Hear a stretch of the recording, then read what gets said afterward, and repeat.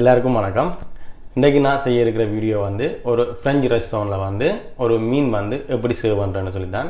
அதாச்சும் வந்து நார்மலாக எங்களோட ரெஸ்டாரண்ட்டுகளுக்கு மீன் வந்து வெட்டி அதாச்சும் முள்ளுகள் எல்லாம் எடுத்து தோல் எல்லாம் எடுத்து நல்ல வடிவாக வரும். அதை நாங்கள் சின்ன சின்ன துண்டுகளாக வெட்டி அவனில் பேக் பண்ணி போட்டு அதுக்கு சோஸ்களும் செஞ்சு மிளகரையும் செஞ்சு கொடுக்குறாங்க.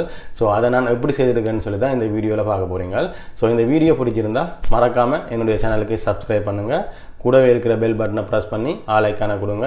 இதோட உங்கள் நண்பர்களுக்கும் ஷேர் பண்ணிக்கொள்ளுங்க. நன்றி. வீடியோவை பார்ப்போம் வாங்க.